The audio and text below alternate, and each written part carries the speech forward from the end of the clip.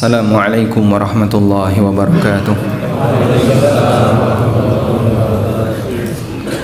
Alhamdulillahi haqqa hamdih wa ashhadu an la ilaha illallah wahdahu la syarika lah ta'ziman li majdih wa ashhadu anna Muhammadan abduhu wa rasuluh salawatu rabbi wa salamu alaihi wa ala alihi wa ashabihi wa man sara ala nahjihi wa stanna bi sunnatihi ila yaumil qiyamah. Alhamdulillah, puji syukur kita haturkan kehadirat Allah Azza wa Jal di kesempatan pagi ini di Masjid Soleh Hawa, Jakarta Timur. Allah kumpulkan kita dalam rangka untuk belajar bersama. Semoga Allah jadikan hati kita semakin baik, amal yang kita kerjakan semakin sempurna, dan mudah-mudahan apa yang kita perjuangkan untuk terus belajar bisa mengantarkan mendapatkan husnul khatimah. Kita mau belajar dengan sebuah tema, banyak yang lelah, sedikit yang pulang. Pulang yang dimaksud adalah kembali kepada Allah dan menjadi tabungan amal saleh bagi hamba. Artinya tidak semua perjuangan yang dilakukan oleh hamba bisa menghasilkan pahala bagi pemiliknya ketika di akhirat. Termasuk diantaranya adalah ketika seorang hamba dia sedang diuji oleh Allah dengan aneka ujian, tidak semuanya bisa mendapatkan pahala di sisi Allah Subhanahu wa taala. Maka bagi kita sebagai seorang mukmin yang menyadari akan ada kehidupan yang kedua pasca kehidupan di muka bumi ini, kita berpikir bagaimana caranya agar capek kita, lelah kita nanti akan ada hasil di yaumil qiyamah. Kurang lebih seperti inilah tujuan tema kali ini dibahas. Bapak Ibu yang dimuliakan Allah Subhanahu wa taala, dalam banyak ayat di Al-Qur'an Allah menjelaskan bahwa hidup di dunia itu melelahkan. Bahkan peringatan ini sudah disampaikan oleh Allah kepada kedua orang tua kita, Adam dan Hawa, pada saat mereka berada di surga. Allah Subhanahu wa taala berfirman, "Faqulna ya Adamu inna hadza aduwwun laka wa li zawjik fala yukhrijannakuma minal jannati fatashqa." Kami berfirman, "Ya Adam, wahai Adam, inna hadza aduwwun laka wa li zawjik." Sesungguhnya iblis ini adalah musuhmu dan musuh istrimu. Fala yukhrijannakuma minal jannati fatashqa. Maka jangan sampai iblis mengeluarkan kamu dari surga, fatashqa, sehingga nanti kamu jadi orang yang celaka. Yang dimaksud Adam diancam oleh Allah, kau akan jadi orang yang celaka. Maksudnya adalah karena kalau sampai kamu diusir dan dikeluarkan dari surga, kau akan capek untuk mencari sumber kehidupan. Kau harus kerja, kau harus beraktivitas tertentu untuk bisa mendapatkan sumber makanan. Sementara di surga kau bisa hidup dengan sangat nyaman, minta apapun dikasih, butuh apapun langsung dikasih, dan dilayani oleh Allah Subhanahu wa taala dengan pelayanan yang luar biasa. Tapi ketika berada di dunia, manusia siapapun ketika ingin mendapatkan sesuatu, dia harus berusaha keras. Anda ketika ingin mendapatkan sumber pendapatan, penghasilan, harus kerja, daftar cari kerja. Kemudian setelah itu tahap awal ketika bekerja, gajinya mungkin masih kurang, belum sesuai dengan yang diharapkan. Baru setelah dia meniti karir sekian tahun, dia mendapatkan bonus dan penambahan gaji, barulah setelah itu dia bisa mencukupi kebutuhannya. Belum bisa nabung, utang dia mungkin masih banyak untuk kebutuhan KPR, leasing kendaraan, bahkan sampai mati utangnya belum lunas. Perjuangan dia selama berpuluh-puluh tahun ketika kerja belum berhasil menutupi kewajiban utang dia, sampai dia mati. Di Jakarta kayak gitu ada nggak Pak? Cukup banyak. Ada banyak juga orang yang dia mengawali usaha dari mulai nol sampai akhirnya usahanya itu berkembang cukup pesat. Pandemi 2 tahun nyungsep dari nol lagi, sehingga dia bekerja mengembangkan usaha selama berpuluh-puluh tahun hanya dengan pandemi 2 tahun. Itu grafiknya langsung mulai dari titik nol. Subhanallah. Allah Subhanahu wa ta'ala memberikan ujian bagi hambanya ketika di dunia. Betul apa yang Allah sampaikan, fala yukhrijannakuma minal jannati fatashqa. Jangan sampai iblis mengeluarkan kamu dari surga sehingga kamu nanti hidupnya akan menjadi hidup yang susah. Al-Hafidz Ibnu Katsir rahimahullah, ayat yang tadi kita baca ada di surat Thaha ayat 117. Mungkin Bapak Ibu yang membawa mushaf nanti sambil siaga buka mushafnya ya. Sehingga yang bawa HP sebaiknya tidak dipakai untuk mengambil gambar ustadz ya. Tapi dipakai untuk nyatet dan membantu belajar. Anda pulang mau bawa ilmu atau bawa ustadz? Dua-duanya. Masya Allah. Baik, maka HP-nya tolong dipakai untuk asisten belajar, untuk nyatet atau buka mushaf. Silakan buka surat Thaha ayat 117. Baik. Dalam tafsir Ibnu Katsir, beliau menyebutkan keterangan tentang ayat ini. Fala yukhrijannakuma minal jannati fatashqa. Jangan sampai iblis mengeluarkan kamu dari surga sehingga kamu nanti jadi orang yang celaka. Orang yang celaka yang dimaksud adalah bukan celaka dalam arti dia disiksa, tapi dia akan capek. Fatat'ab wa ta'na wa tashqa fi talabi rizqi. Kau akan capek, kau akan lelah, kau akan berusaha untuk mencari rizkimu. Sampai pun Adam yang waktu itu hidup sendirian di muka bumi, berarti kan hutan masih utuh ya. Kemudian kekayaan alam belum ada yang eksploitasi karena yang pertama kali tinggal. Tapi meskipun demikian Adam harus kerja untuk bisa mendapatkan rizki bagi dia dan istrinya. Fa innaka hahuna fi 'aisyin raghidin hani. Karena kau wahai Adam di sini, yaitu di surga, kau bisa mendapatkan kehidupan yang sangat nyaman, yang sangat enak. La kulfata wala masyaqqah, tidak ada beban dan tidak ada tugas yang harus kau kerjakan. Kok bisa Pak iblis itu menggoda Adam? Bukankah dia sudah diusir dari surga? Ini pertanyaan tapi di luar tema ya. Memang ada banyak versi yang disampaikan oleh ahli tafsir. Intinya kejadian itu terjadi gitu. Tapi bagaimana menjelaskan iblis bisa menggoda Adam ketika berada di dalam surga padahal dia sudah dikeluarkan? Ada banyak versi yang disampaikan oleh ahli tafsir. Sebab tidak ada berita yang tegas tentang itu. Adanya cuman iblis menggoda Adam. Ada yang menyebutkan iblis masuk melalui ular. Kemudian dia menggoda Adam melalui bisikan ular yang menyampaikan pesan kepada Adam. Ini salah satu versi dan ini yang paling ma'ruf. Makanya sampai ada yang mengatakan ular itu dihukum oleh Allah. Dulu dia punya kaki. Jadi Bapak bayangkan seperti naga itu ya. Sehingga dia binatang yang panjang tapi punya kaki. Lalu dihukum oleh Allah kakinya hilang sehingga dia berjalan di atas perut. Wallahu a'lam apakah ini benar ataukah ini hanya berita Israiliyat, tapi hanya sebatas diceritakan selama tidak dinisbahkan kepada Nabi SAW, hukumnya boleh. Makanya dalam kitab-kitab tafsir seperti ini masih disebutkan. Tayyib. Dan kenapa Adam bisa percaya padahal dia sudah mendapatkan peringatan dari Allah? Inna hadza aduwwul laka wa li zaujik. Iblis itu adalah musuhmu dan musuh istrimu. Fala yukhrijannakuma. Jangan sampai dia mengeluarkan kamu dari surga.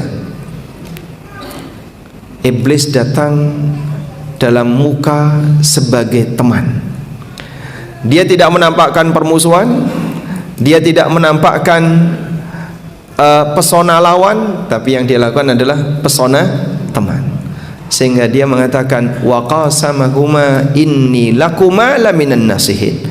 Dia bersumpah, iblis itu bersumpah, inni lakuma laminan nasihin, aku adalah pemberi nasihat bagi kalian berdua. Aku lebih berpengalaman, aku lebih lama tinggal di surga, tahu tentang kondisi surga, dan aku sampaikan sebuah pesan yang kau tidak tahu. Apa yang disampaikan oleh iblis? Ma mana'akuma antilkuma syajarati illa an takuna malakaini aw takuna minal khalidin. Wahai Adam, kenapa Allah melarangmu untuk mendekati pohon itu? Karena jika kau mendekati pohon itu, maka kalian berdua akan jadi malaikat, atau kalian berdua akan jadi manusia yang kekal di dalam surga. Nah, sebagian ahli tafsir menjelaskan, Adam merasa tidak mungkin ada yang berani bersumpah atas nama Allah di dalam surga kecuali benar. Maka atas pertimbangan itulah kemudian Adam mempercayai bisikan yang disampaikan oleh iblis. Awalnya dia bertahan, tapi dimotivasi oleh istrinya, ayolah mas ambil, ayolah mas ambil, kayak istri bapak ya, insyaallah. Makanya Nabi SAW peringatkan, laulal hawa ma khanatin nisa zaujaha. Andaikan bukan karena Hawa, wanita tidak akan pernah mengkhianati suaminya. Sehingga karena pengaruh dorongan dari istrinya, maka Adam mendekati pohon itu. Dan posisinya adalah pohon ini, kata iblis, kalau kamu memakan pohon ini, maka kau akan jadi malaikat atau jadi orang yang kekal. Au takuna minal khalidin, atau kau akan jadi orang kekal. Dan itu yang diharapkan oleh Adam. Bagaimana bisa kekal tinggal di surga? Makanya para ulama mengatakan ada 3 penyakit hati yang memotivasi terjadinya maksiat pertama kali di tengah makhluk Allah. Pertama, sombongnya iblis, sehingga membuat dia tidak mau mentaati perintah Allah. Yang kedua, tamaknya Adam, sehingga membuat dia melanggar larangan Allah. Dan yang ketiga, hasadnya Qabil, sehingga membuat dia dolim kepada saudaranya. Sehingga ada 3 penyakit hati, yang karena 3 penyakit hati ini muncul pelanggaran yang lebih besar. Karena kan pelanggaran itu berangkat dari apa Pak? Batin. Kondisi tamak menyebabkan orang mengambil harta haram. Kondisi tamak, keinginan Adam untuk bisa abadi di surga, maka dia melanggar larangan Allah. Kondisi sombongnya iblis membuat dia ingkar dengan perintah Allah. Kondisi hasadnya Qabil membuat Qabil membunuh saudaranya tanpa salah. Makanya biasanya orang berbuat zalim kepada orang lain, salah satu di antara faktor terbesarnya apa? Hasad. Banyak orang zalim kepada orang lain, faktor terbesarnya adalah karena dia hasad kepada pihak yang dizalimi. Baik. Selanjutnya, kita beralih ke ayat yang lain. Di ayat yang lain Allah Subhanahu wa taala menegaskan kalau manusia ini tercipta dalam keadaan melelahkan. Manusia itu lelah. Laqad khalaqnal insana fi kabadin. Laqad khalaqnal insana fi kabad. Ada di surat Al-Balad, la uqsimu bihadzal balad. Laqad khalaqnal insana fi kabad. Sungguh kami telah menciptakan manusia fi kabad. Apa makna kabad? Sa'id bin Jubair, salah satu murid seniornya Ibnu Abbas, mengatakan, ai fi syiddatin wa talabi ma'ishatin. Manusia itu diciptakan oleh Allah Ta'ala dalam keadaan dia harus kerja keras untuk mencari sumber kehidupan. Sehingga siapapun yang tinggal di muka bumi ini harus usaha, harus A, harus B, agar dia bisa mendapatkan kehidupan. Itulah yang disebut laqad khalaqnal insana fi kabad. Ada juga yang mengatakan, diriwayatkan dari jalur Abi Maudud, beliau mendengar Al Hasan membaca ayat ini. Faqala, lalu beliau mengatakan,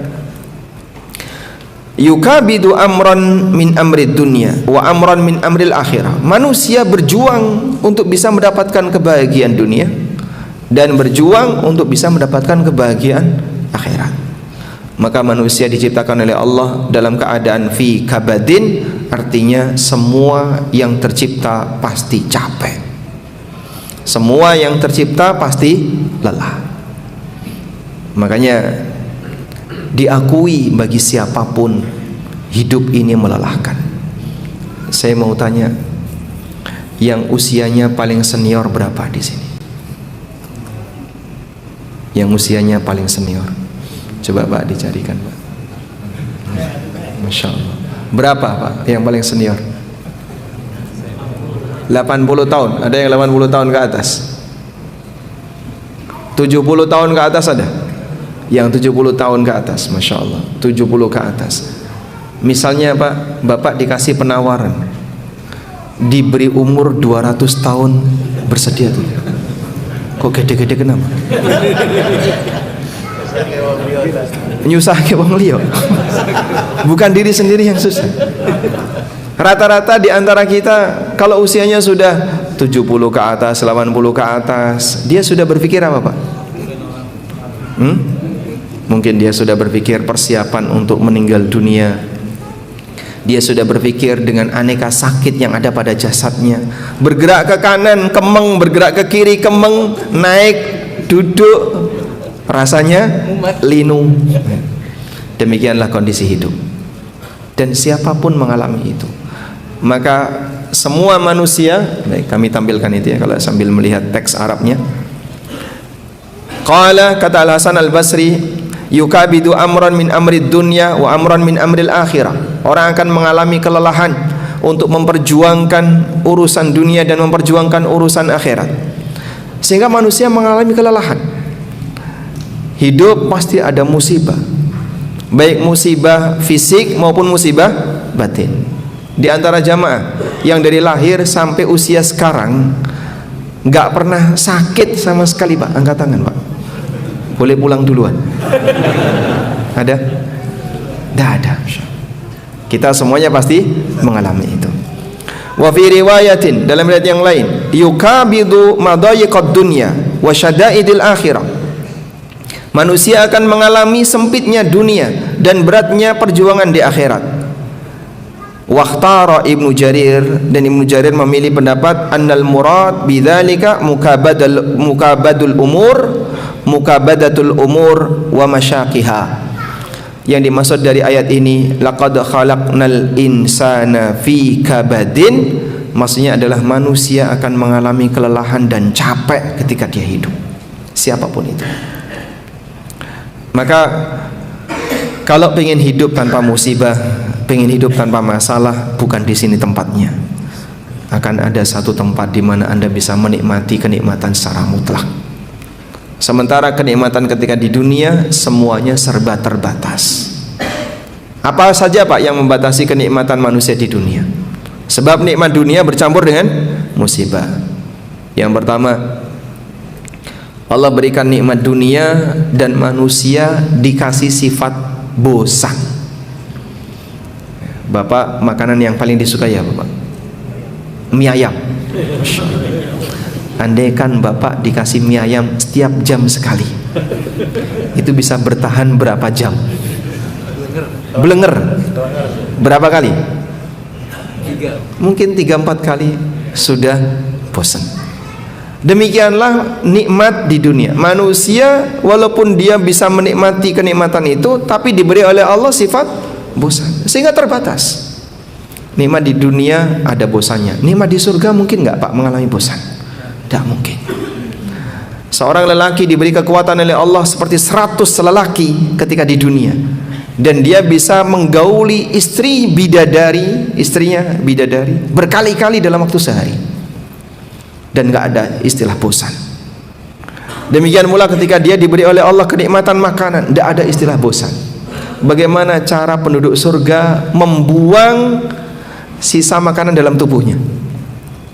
Kalau kita kan pakai buang air besar, buang air kecil. Kalau penduduk surga pakai apa Pak? Ya, sendawa. Begitu sendawa, balik seperti semula. Masya Allah. Kita sendawa belum hilang mulesnya, tapi penduduk surga begitu dia sendawa selesai, dia bisa makan yang baru lagi. Demikianlah kenikmatan yang Allah sediakan bagi mereka. Yang kedua, penduduk bumi ketika dia menikmati aneka kenikmatan, di situ ada potensi musibah, ada potensi bahaya. Bapak jangan makan ini. Loh kenapa? Ini gula Pak. gula bapak tinggi, kolesterol bapak tinggi, ini asam urat, bapak kena penyakit ini, kena penyakit. Terus saya bolehnya apa? Minum air putih saja ya Pak. Duitnya banyak tapi dia tidak bisa menikmati hartanya. Ada nggak kayak gitu Pak? Banyak. Sehingga manusia ada yang punya banyak harta tapi dia tidak bisa menikmatinya karena dibatasi oleh aneka ancaman penyakit yang ada dalam dirinya. Yang ketiga, sebagian manusia dibatasi oleh Allah dengan rasa takut. Dia mungkin punya tapi dia sembunyikan karena takut ketahuan orang. Ada sebagian di antara orang Jakarta yang dia punya villa di Bogor, punya villa di tempat mana atas nama orang lain, tanah di sini atas nama ini, atas nama ini. Kenapa Pak disembunyikan kayak gitu? Takut diaudit. Bagaimana dia bisa menikmati sementara dia dalam posisi takut? Ya mirip seperti misalnya bapak mau poligami tapi takut. Itu berarti punya harta tapi tidak bisa menikmati. Termasuk nggak kayak gitu Pak? Nggak termasuk? Oh nggak termasuk. Baik. Laqad khalaqnal insana fi kabadin. Allah ciptakan manusia dalam kondisi kelelahan. Sehingga walaupun sudah ada kenikmatan di hadapan mata, tapi dia tidak bisa menikmatinya dengan maksimal. Berikutnya, di ayat yang lain Allah berfirman, ya ayyuhal insanu innaka kadihun ila rabbika kadhan famulaqi. Wahai manusia, innaka kadihun ila rabbik, sesungguhnya kau akan mengalami kadih. Kadih artinya capek, lelah. Siapapun yang hidup dia akan mengalami kelelahan. Ila rabbik, menuju Rabbmu, maksudnya menuju kematian. Karena semua manusia pasti akan kembali kepada Allah. Dalam arti dia akan mati untuk berpulang kepada Allah selamanya. Famulaqi, sampai kalian ketemu Allah, artinya sampai kalian mati. Sehingga siapapun manusia yang tercipta, dia pasti akan mengalami sa'in ila rabbika sa'yan wa amilun amalan. Kalian akan berusaha untuk bercapek-capek menuju Rabbmu, beramal sampai kau ketemu Allah, artinya sampai kau mati. Dan ini kodrat hidup manusia yang tercipta di muka bumi, tidak mungkin bisa dia hindari. Setinggi apapun jabatan orang, pasti dia pernah sakit hati. Pernah nggak Pak? Pejabat sakit hati enggak? Antara pejabat dengan rakyat lebih sering mana yang sakit hati? Rakyat. Oh rakyat. Karena kalau polling banyak rakyatnya ya. Sebab dia tidak akan pernah dalam keadaan selalu dalam nyaman. Allah Subhanahu wa taala tidak ridho ada kenikmatan yang bisa dirasakan oleh hamba secara mutlak 100% kecuali kenikmatan ketika di yaumil qiyamah, kenikmatan di surga. Karena itu Nabi SAW pernah diingatkan oleh malaikat Jibril alaihissalam. Jibril mengatakan kepada beliau yang ini sejatinya adalah pesan untuk umatnya. Ya Muhammad, ish ma syi'ta fa innaka mayyit. Hai Muhammad, silahkan kau hidup sesukamu, tapi yang jelas kau pasti akan mati. Ya Muhammad, ahbib ma syi'ta fa innaka mufariqu. Hai Muhammad, kau boleh mencintai siapapun yang kau inginkan, tapi yang pasti kau akan berpisah dengannya. Ya Muhammad, i'mal ma syi'ta fa innaka majziyun anhu. Hai Muhammad, silahkan kau berbuat sesukamu, tapi yang pasti kau akan dibalas. Sehingga manusia bisa apa dalam posisi ini Pak? Hidup sesuka hatinya, dia pasti akan mati. Berbuat semaunya, dia pasti akan dibalas. Senang dengan apapun, pasti dia akan tinggalkan itu. Tidak ada yang abadi ketika di sini. Makanya tinggal berpikir, bisa enggak kau abadikan kenikmatanmu di sini, kau bawa kepada kenikmatan di akhirat. Saat seseorang memberikan uang 200.000 kepada fakir miskin, diterima oleh fakir miskin senilai 200.000. Pertanyaannya, siapa yang lebih diuntungkan, yang memberi atau yang menerima? Yang memberi. Kenapa yang memberi? Kenapa yang memberi? Karena pahala sedekah 200.000 akan dia dapatkan secara abadi, bertahan sampai akhirat. Sedangkan uang 200.000 yang diterima oleh fakir miskin kalau dipakai hidup di Jakarta bertahan berapa lama? 2 hari habis. Yang ini lebih abadi daripada yang itu.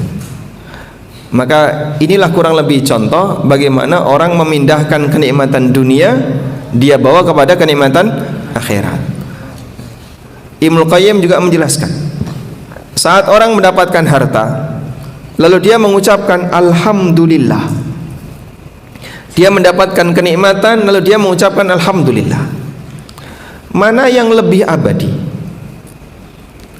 Harta yang dia miliki, misalnya dia dapat gaji 10 juta, tinggal di Jakarta, anak 5, istri 2.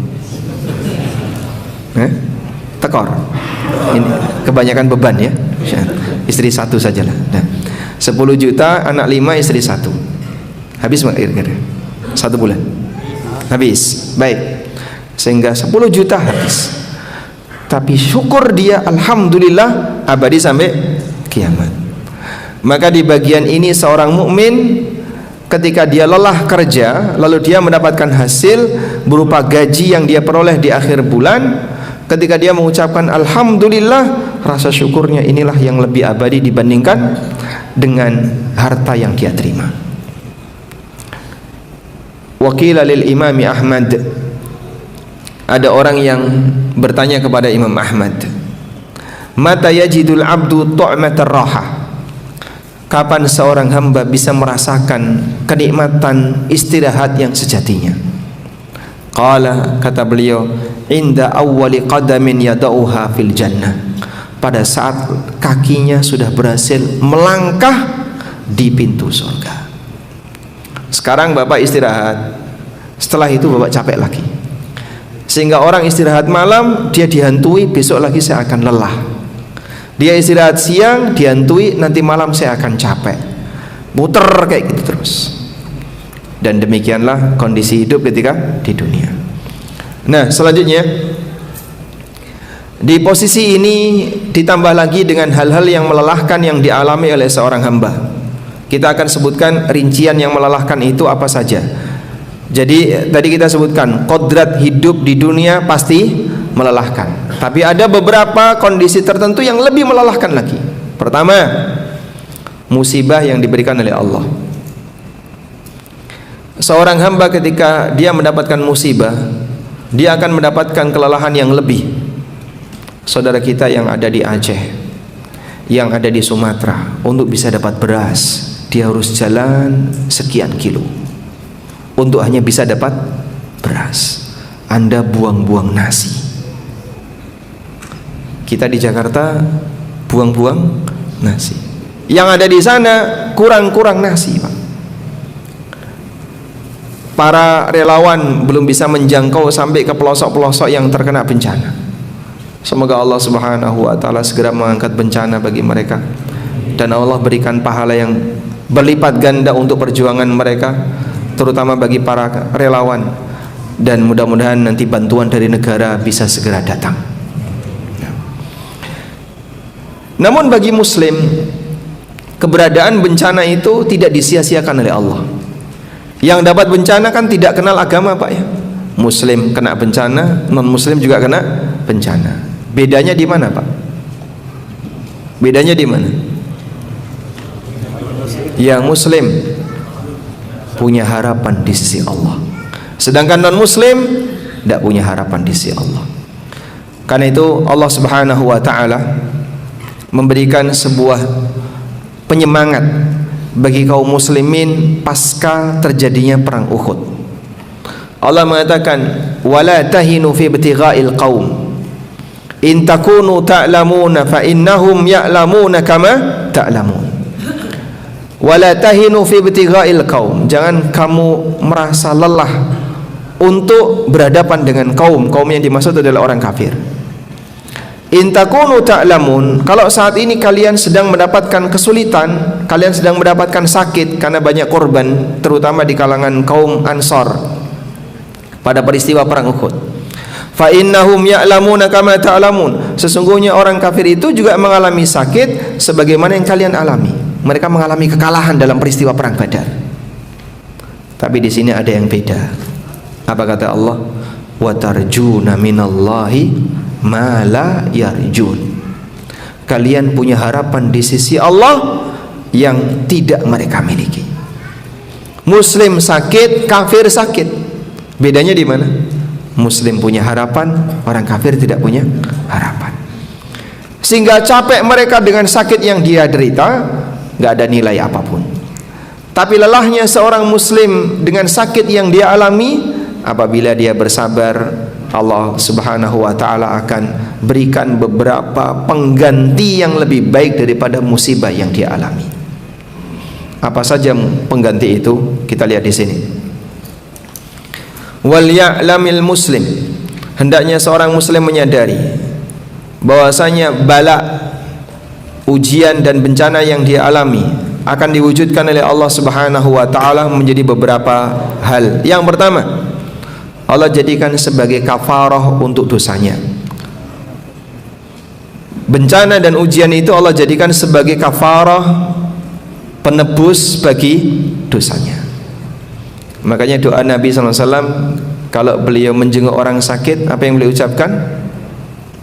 La ba'sa tahurun insyaallah. Enggak usah dipikir, insyaallah tahur, insyaallah menjadi pembersih dosa. Yang sakit mengucapkan amin, semoga ini bisa menjadi pembersih dosa.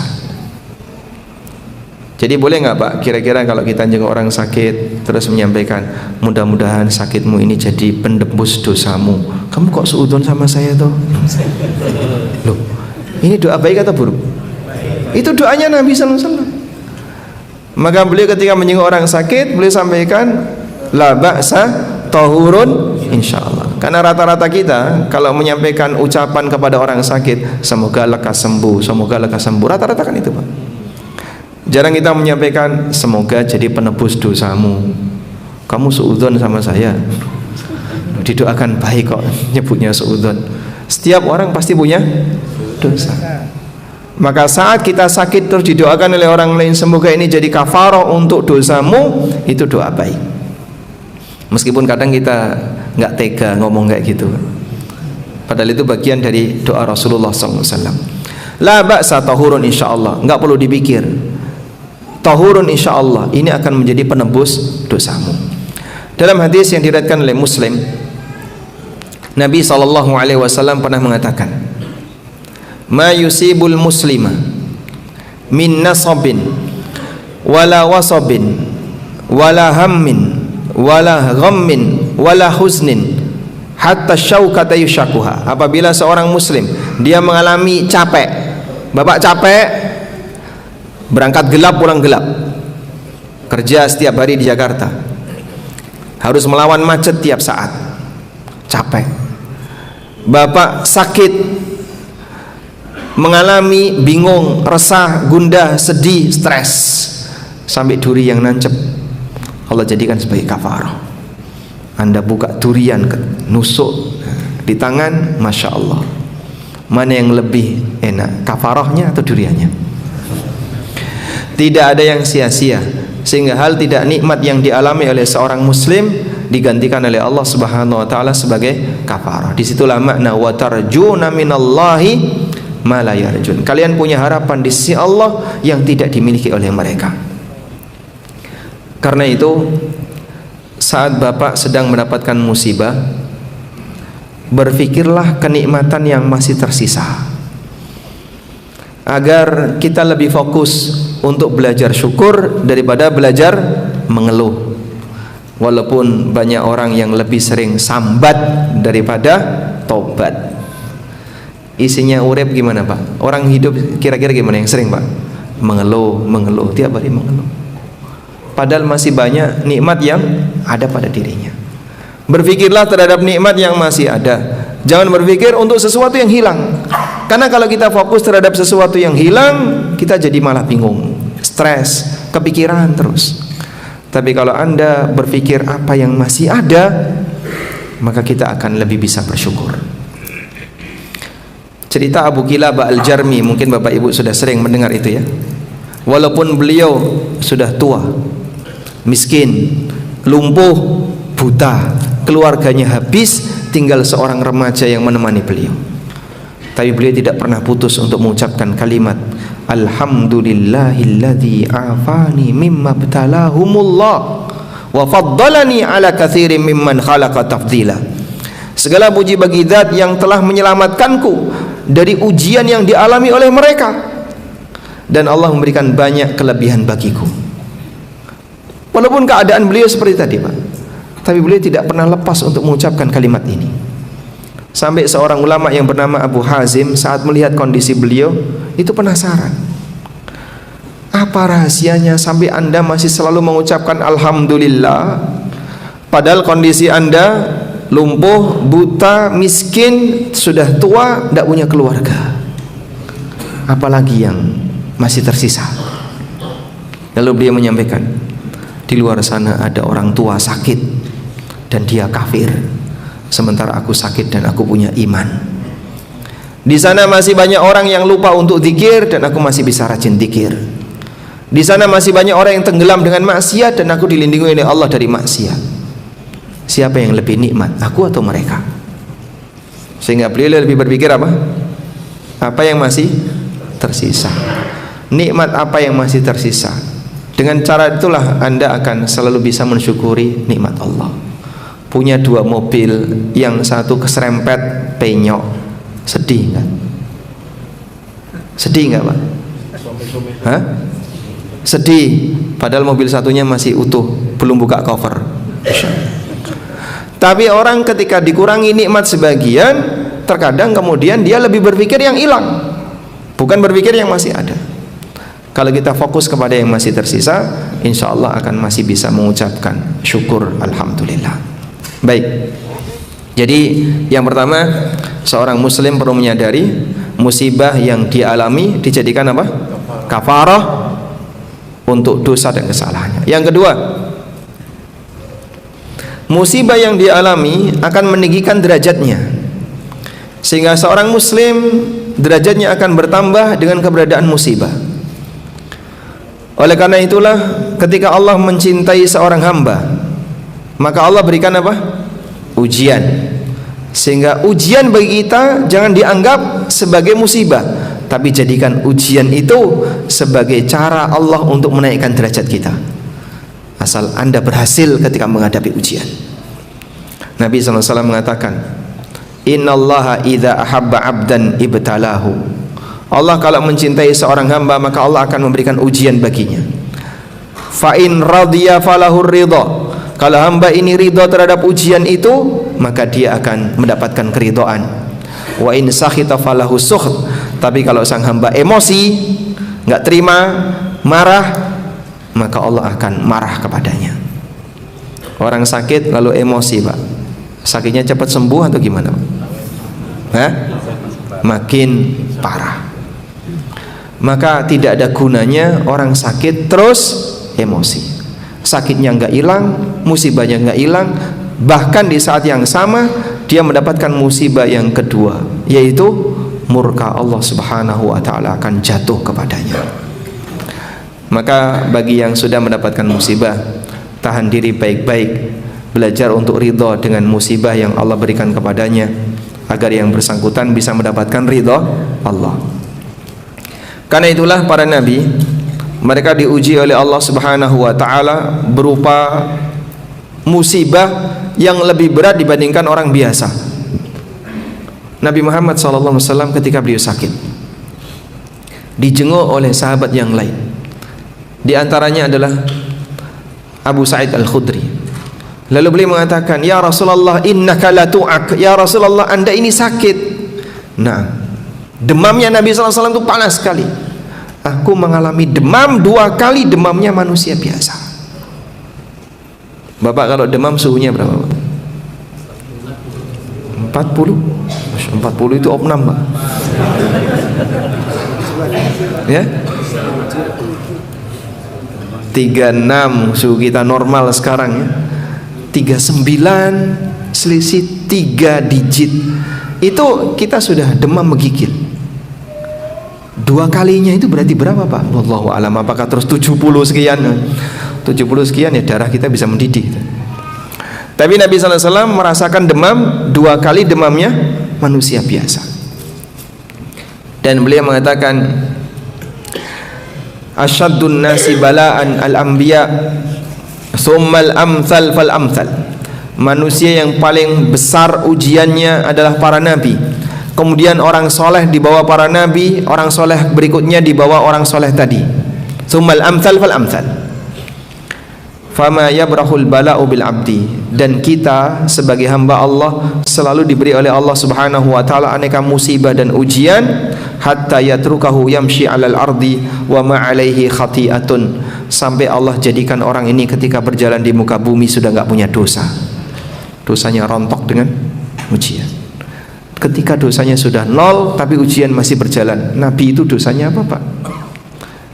Mungkin masih ada dosa kecil, tapi kemudian dengan ujian yang Allah berikan, naiklah sehingga derajat mereka semakin tinggi di sisi Allah. Orang kalau mau naik tingkatan, dia harus menghadapi ujian.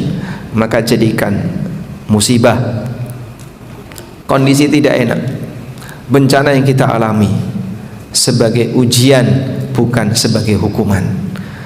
Ujian agar kau bisa naik tingkatan.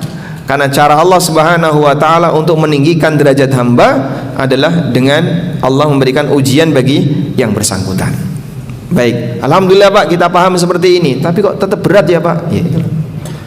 Beratnya bukan karena Anda merasakan ujian yang melebihi kaum yang lain, tapi karena batin kita yang belum terlatih untuk lebih banyak mensyukuri dan lebih banyak sabar. Prinsip sabar apa Pak? Prinsip sabar, menahan diri, itu makna sabar secara bahasa. Makanya ada dalam bahasa Arab, batu itu ada yang namanya batu sabar. Jadi terkadang orang itu hanya perlu membatu saja. Membatu dalam arti, kamu jangan lakukan perbuatan yang mengundang murka Allah. Kata kuncinya itu. Sabar intinya adalah jangan melakukan perbuatan yang mengundang murka Allah. Karena kalau seorang hamba dalam posisi dia mendapatkan musibah, lalu dia mengundang murka Allah, baik dengan amalan lahir atau amalan batin. Misalnya, gimana lagi Pak ini Pak? Ya terpaksa saya harus ngambil yang haram. Nah, orang ini nggak sabar. Tahan. Terpaksa Pak, saya harus minum khamr. Terpaksa dia harus minum jamu orang tua. Dan itu dijadikan sebagai obat. Itu kan ada kandungan alkoholnya ya. Ya. Haram untuk dikonsumsi. Tapi katanya jamu. Itu bukan jamu. Okay. Sate anjing juga dikatakan sate jamu, tapi daging anjing. Banyak orang sampai melanggar apa yang dilarang oleh Allah dengan mengkonsumsi sesuatu yang diharamkan. Makan ular, makan anjing, makan tokek, dan aneka binatang-binatang haram dengan tujuan untuk dijadikan sebagai pengobatan. Boleh nggak kayak gitu? Nggak boleh. Dulu ada dokter, ada tabib di zaman Nabi SAW yang minta izin kepada beliau untuk menjadikan khamr sebagai campuran obat. Jadi mungkin bahasa lainnya adalah ini pelarut yang paling bagus yang mengandung alkohol. Sekarang kan ada kayak gitu ya. Kenapa sebagian obat batuk dikasih alkohol? Katanya fungsinya sebagai pelarut yang paling bagus. Baik. Nah, dia mau menjadikan khamr sebagai obat. Saya belum bahas obat batuk ya, ini tadi cuma contoh saja. Lalu kata Nabi SAW, innahu da'un wa laysa bidawa. Khamr itu penyakit dan bukan obat. Dalam riwayat yang lain ada seorang tabib yang dia mau menjadikan kodok sebagai obat.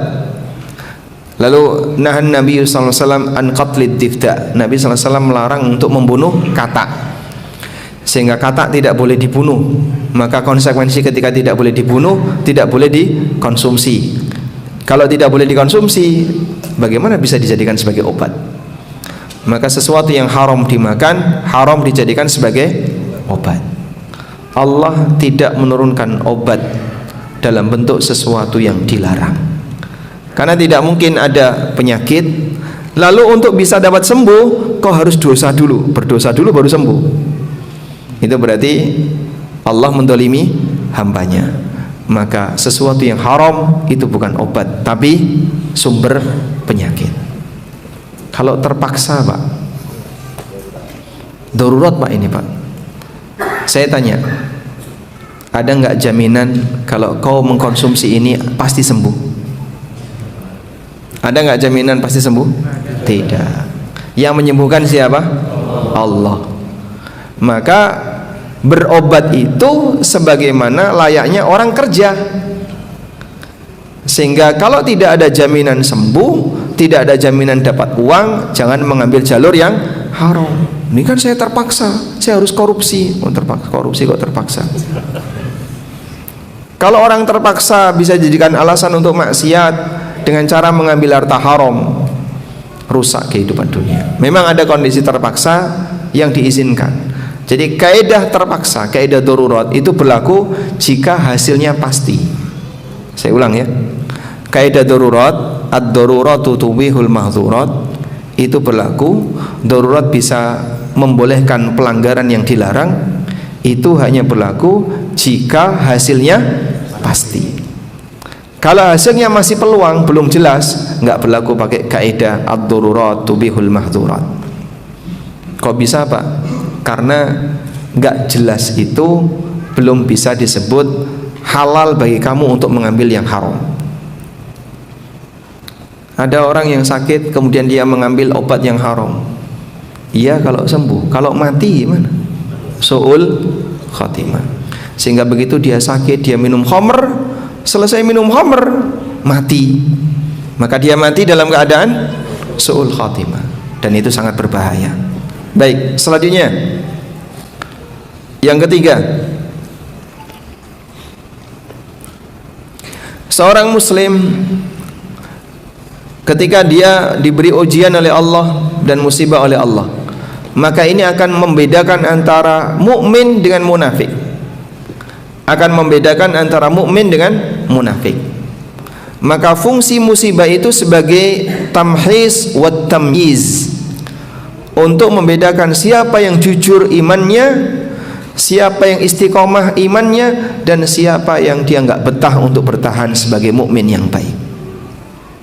Allah Subhanahu wa taala berfirman di surat Al-Ankabut, Alif Lam Mim, ahasiban nasu ayyutraku ayyaqulu amanna wa hum la yuftanun. Alif Lam Mim, apakah manusia menyangka dia bisa dibiarkan bebas mengatakan aku beriman, wa hum la yuftanun, sementara mereka tidak difitnah. Difitnah maksudnya diuji. Walaqad fatanna alladhina min qablihim, sungguh Allah telah menguji orang-orang sebelum mereka. Fala ya'lamannallahu alladhina sadaqu wa la ya'lamannal kadzibin, sehingga Allah tahu siapa yang jujur klaim imannya dan siapakah pendusta. Sehingga siapapun yang ingin surga butuh perjuangan besar.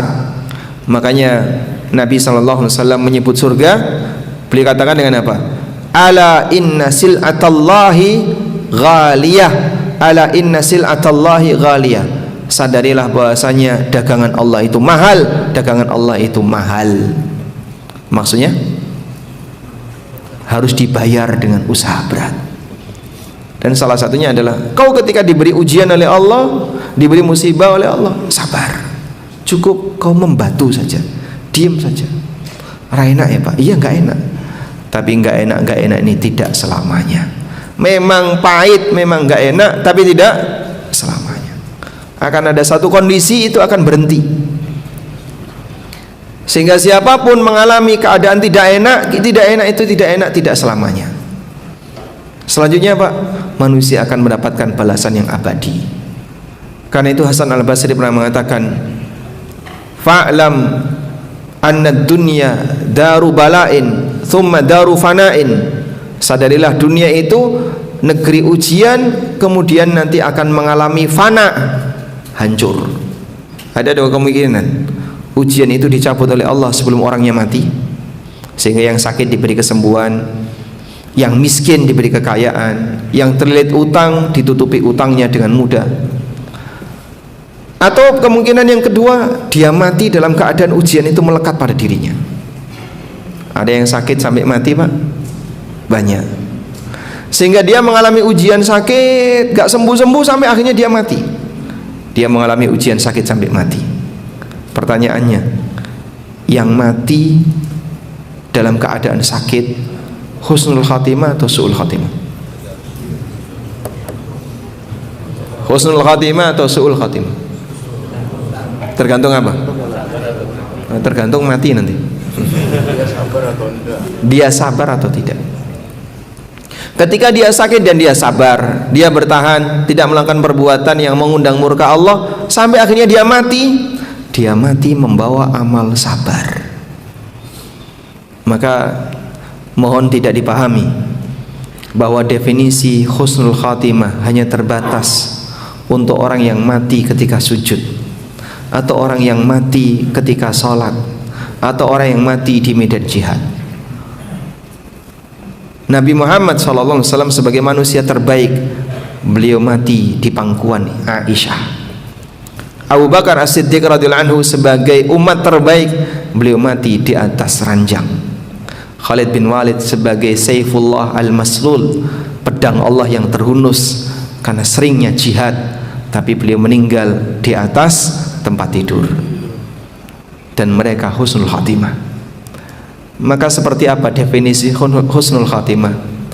Pengertian husnul khatimah adalah saat Anda mati sebagai mukmin, Anda mati tidak membawa dosa syirik, Anda mati tidak memiliki akidah yang menyimpang, Anda mati di atas sunnah, Anda meninggal dunia dalam keadaan ibadah wajib terlaksana.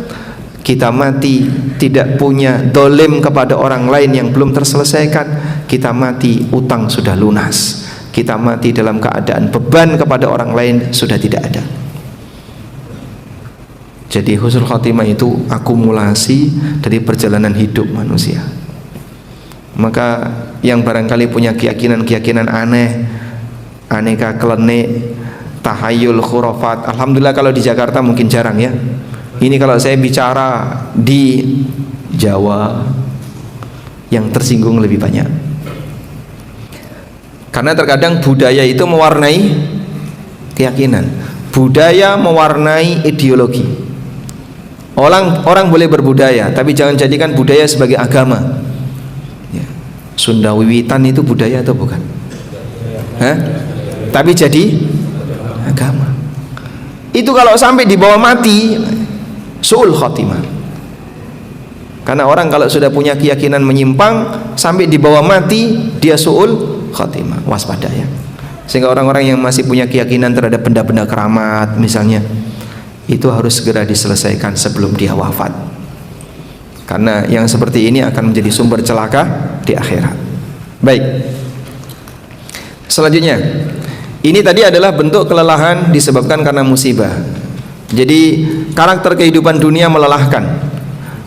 Lebih melelahkan lagi ketika orang dapat musibah. Tapi bagi muslim, musibah ini bisa menjadi banyak bentuk harapan di sisi Allah. Jadi kafarah dosa, meninggikan derajatnya, dan yang ketiga adalah sebagai bukti kebenaran imannya. Berikutnya, bentuk melelahkan yang kedua adalah melelahkan karena ibadah.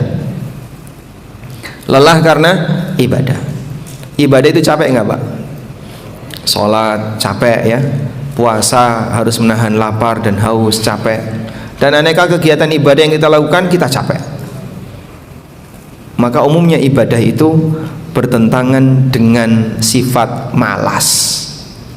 Ibadah itu bertentangan dengan sifat malas. Oleh karena itu karakter orang munafik disebut oleh Allah sebagai pemalas. Dalam Al-Quran munafik itu disebut oleh Allah sebagai pemalas. Maka musuhnya ulama malas. Penyakit malas ini jangan dibiarkan, jangan disikapi biasa Pak. Itu berbahaya, itu penyakitnya orang munafik. Maka salah satu di antara karakternya orang munafik pemalas. Suka tidur, suka nyantai, suka apalagi healing, ya, shopping, mancing, touring, keliling.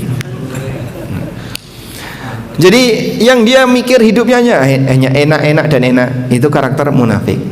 Wa idza qamu ila sholati qamu kusala.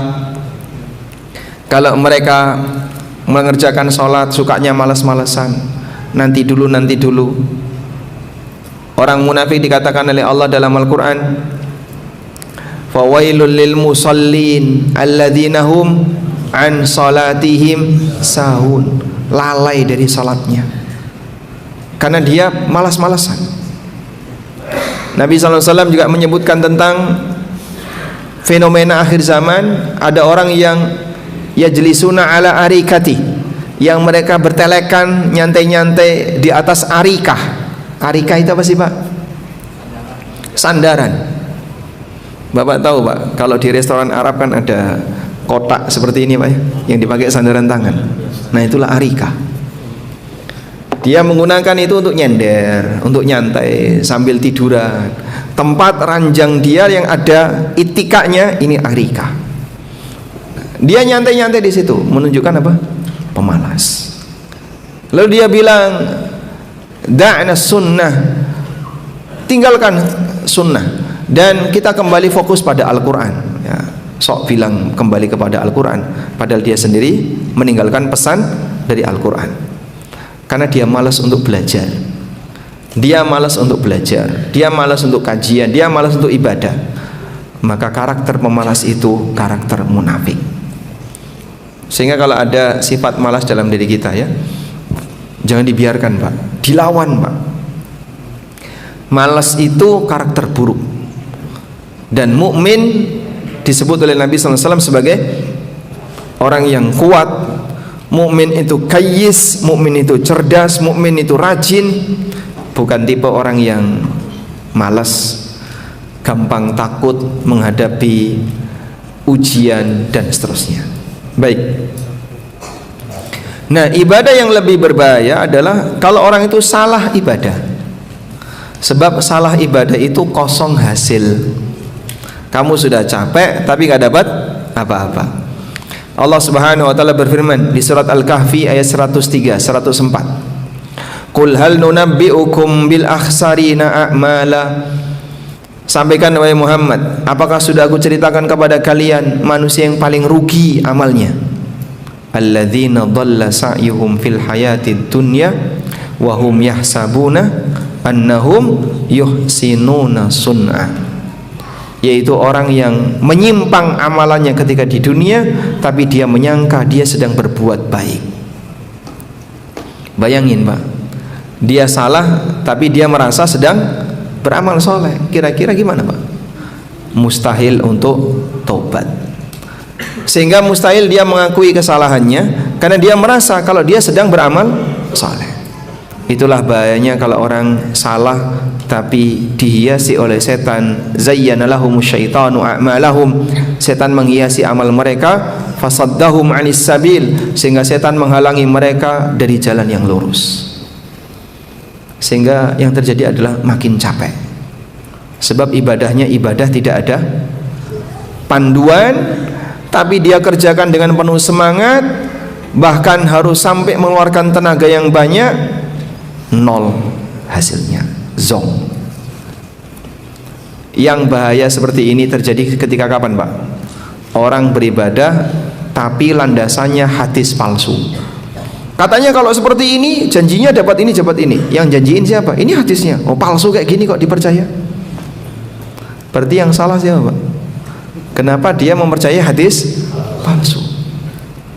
Sehingga kalau Bapak mendapatkan informasi yang salah, tahu ini informasi salah, loh katanya informasi salah dalam masalah amal, fadhil amal boleh pakai hadis palsu. Ya silakan saja. Tapi siap-siap nanti Anda dapat zong. Karena janjinya tidak ada. Siapa yang mengamalkan ini maka nanti dia akan dapat bidadari sekian, dapat surga seperti ini. Begitu dia lakukan sampai di sana, mana katanya ada janji ini? Yang janjiin siapa? Ini palsu, zong, dia nggak dapat apa-apa.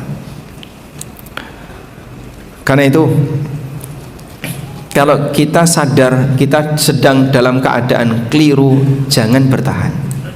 Bapak kalau naik taksi dan salah jalur, jangan diam saja, karena makin jauh Anda harus membayar lebih mahal untuk kembali. Demikian pula orang ketika tersesat dalam masalah agama, kalau dia sudah tahu kalau ini menyimpang, jangan diam saja. Semakin jauh kau menyimpang, kau harus membayar lebih mahal untuk bisa kembali ke jalan yang benar. Karena itu Allah Subhanahu wa taala memberikan gambaran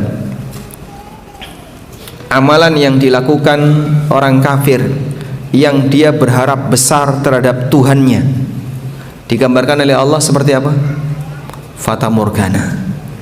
Allah taala berfirman, walladzina kafaru, ini ada di surat An-Nur ayat 39. Walladzina kafaru a'maluhum kasarabim biqi'atin yahsabuhu adh-dham'anu ma'a hatta idza ja'ahu lam yajidhu syai'a. Orang-orang kafir itu amalnya seperti fata morgana yang ada di padang pasir. Biqi'ah, qi'ah artinya tanah luas padang pasir. Dia lihat fata morgana. Sudah? Yahsabuhu adh-dham'anu ma'a, orang yang kehausan tadi menyangka kalau itu adalah air. Akhirnya apa? Hatta idza ja'ahu, sampai ketika dia mendatanginya, lam yajidhu syai'a, ternyata enggak ada apa-apa. Perumpamaan apa ini, Pak? Bapak lihat ini ya. Orang haus, pingin sekali minum. Di kejauhan dia lihat air. Sudah? Padahal itu adalah fata morgana. Dia ngejar air itu, berarti tambah tenaga enggak?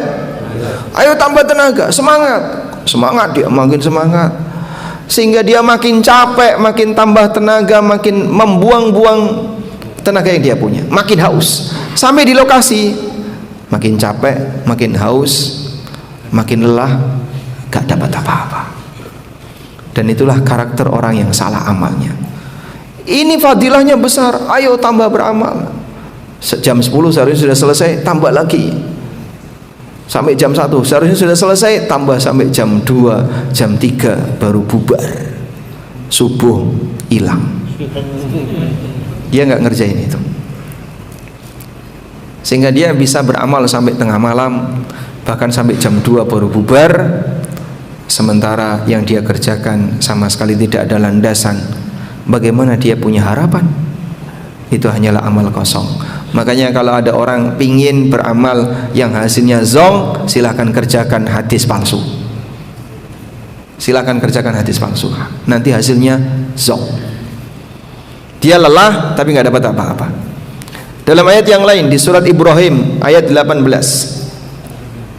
Allah Subhanahu wa taala berfirman, mathalul ladzina kafaru bi rabbihim a'maluhum karamadin ishtaddat bihir rih fi yaumin asif. Perumpamaan orang kafir kepada Rabbnya, a'maluhum, amal mereka itu karamad, seperti ramad. Atadruna man ramad? Apa itu ramad? Abu. Seperti abu, ishtaddat bihir rih, yang ditiup, diterpa angin kenceng, bukan di musim hujan, fi yaumin asif, tadi di musim angin kenceng kering. Abu kalau di musim hujan, Pak, lengket.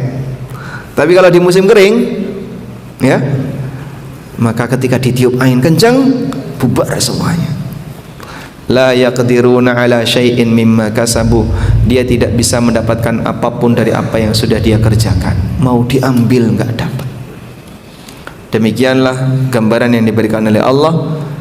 Dia beramal ingin harapan tertentu, tapi ketika dia yaumil qiyamah, Allah jadikan habaan manthura, seperti debu yang berterbangan sehingga dia tidak bisa untuk menangkapnya. ini orang yang salah dalam beramal. Tapi Pak, yang penting kan niatnya benar. Yang penting niatnya baik. Saya tidak membahas niat. Niat itu urusan pribadi Anda. Cuman sebatas modal niat benar, belum tentu hasil benar jika caranya nggak benar. Sebab kita harus benar lahir batin. Lahirnya benar, batinnya benar. Nabi SAW pernah bersabda dalam hadis riwayat Muslim, Innallaha la yanduru ila suwarikum wala ila ajsadikum walakin yanduru ila qulubikum wa a'malikum. Allah tidak melihat dari wajah kalian, fisik kalian, tapi yang Allah lihat adalah hati kalian dan amal perbuatan kalian. Maka kita dihisab oleh Allah lahir batin. Sehingga seorang mukmin dia tidak boleh membenarkan kesalahan karena alasan niat yang benar. Korupsi dengan niat untuk wakaf masjid boleh atau tidak? Ya? Kenapa tidak boleh? Maling untuk niat sedekah kepada fakir miskin boleh atau tidak? Kenapa tidak boleh? Karena niat yang benar tidak bisa membenarkan perbuatan yang salah. Perbuatan salah tetap dinilai salah walaupun dia punya niat baik. Kalau hanya sebatas berpaku pada niat, nanti pelaku maksiat semuanya bisa beralasan niat saya ini, niat saya ini, dan itu akan merusak aturan. Oleh karena itulah perbuatan yang salah tidak bisa dibela dengan alasan niat yang benar. Sehingga perbuatanmu salah ya disalahkan. Kalau niatnya benar Pak, ya berarti harus memperbaiki caranya. Maka perbuatannya juga harus benar, sebab Allah menghisab kita lahir dan batin. Baik, ini amal pertama yang sia-sia hasilnya, zong hasilnya, kosong, nggak dapat apa-apa karena salah amal. Maka jangan sampai kita salah amal. Ada informasi yang salah jangan dipakai dalam urusan agama ya. Bapak dapat informasi salah dalam urusan dunia saja Bapak nggak mau menerima, apalagi informasi yang salah dalam urusan agama. Selanjutnya, amal yang tidak ikhlas. Seorang hamba yang melakukan amalan yang tidak ikhlas, maka dia akan mendapatkan hal yang sia-sia. Sudah capek, tapi karena pamrih tidak ikhlas, kosong hasilnya. Allah Subhanahu wa taala berfirman, Ya ayyuhalladzina amanu atiiullaha wa atiiur rasul wa la tubtilu a'malakum. Wahai orang yang beriman, taatilah Allah dan taatilah Rasul. Mentaati utusan itu sama dengan mentaati yang mengutus. Maka taat kepada Rasul sama dengan taat kepada Allah. May yuti'ir rasula faqad ata Allah. Barang siapa yang mentaati Rasul, hakikatnya dia mentaati Allah. Wala tubtilu a'malakum, dan janganlah kalian membatalkan amal kalian. Makna jangan membatalkan amal ini ada dua. Yang pertama, jangan batalkan amal wajib yang sedang dikerjakan tanpa uzur. Saya ulang ya, jangan batalkan amal wajib yang sedang dikerjakan tanpa uzur. Makanya kalau orang puasa qadha itu wajib atau sunnah? Puasa qadha wajib. Puasa qadha Ramadan itu wajib. Dia nggak boleh seenaknya, wah pas lagi qadha siang hari ada yang neraktir makan, udahlah tak ganti besok aja qadhanya. Tidak boleh seperti itu. Kenapa? Karena dia sedang melakukan amal wajib. Tapi kalau amal sunnah, fahuwa amiru nafsi. Orang ketika melakukan amal sunnah boleh dibatalkan sewaktu-waktu kecuali dua amal yang tidak boleh dibatalkan walaupun itu sunnah. Apa Pak? Haji sunnah, umroh sunnah. Haji sunnah itu haji yang apa Pak? Haji kedua, seterusnya. Haji yang lebih dari satu. Umroh sunnah, umroh yang lebih dari satu. Umroh pertama dan seterusnya. Umroh yang kedua dan seterusnya. Karena haji dan umroh difirmankan oleh Allah, wa atimmul hajja wal umrata lillah. Sempurnakanlah, selesaikanlah haji dan umrah untuk Allah. Sehingga mereka yang sudah melaksanakan umroh nggak boleh dibatalkan tanpa alasan. Saya punya jamaah Pak, saat City Tour dia ikut ambil mikot, dah. Jadi dia bawa kain ihram, ikut ambil mikot. Nah, pulang dari City Tour mampir di mikot, dia pakai kain ihram untuk umroh tambahan. Sampai di hotel tidur, males saya kok. Berat ya Pak, saya mau lanjut. Kok rasanya berat? Boleh nggak Pak saya batalkan? Ya, kalau Bapak batalkan kena dam, harus cukur, tahallul, kena dam, dan tidak boleh pada asalnya, sehingga harus diselesaikan. Tapi kok lihat makin padat di masjid, di tempat matofnya makin padat, di masanya makin padat, karena dia mau umroh. Kalau pas pertama kemarin, keberangkatan pertama nyaman, yang kedua lihat live di TV, kok makin banyak, dia takut. Kemudian dia mau batalkan, tidak boleh, kecuali kalau ada udzur. Kalau ada udzur sakit atau udzur yang lain, nah silahkan dia batalkan. Wallahu a'lam. Baik, kemudian makna membatalkan amal yang kedua adalah jangan batalkan pahala amal. Kau yang sudah beramal dan amalmu sah dengan penilaian yang kau miliki, sah bisa dinilai nggak Pak? Bisa. Usahakan jangan kau batalkan pahalanya dengan berbuat maksiat, terutama syirik, karena perbuatan syirik bisa membatalkan pahala amal. La in asyrakta la yahbatanna amaluk. Kalau kau berbuat syirik, maka seluruh amalmu akan terhapus. Sehingga jangan kau batalkan amalmu, maksudnya adalah jangan kau buang sia-sia pahala amalmu sehingga kau tidak mendapatkan apa-apa gara-gara melakukan praktek syirik. Baik. Di ayat yang lain surat Al-Baqarah, kalau tadi di surat Muhammad ayat 33.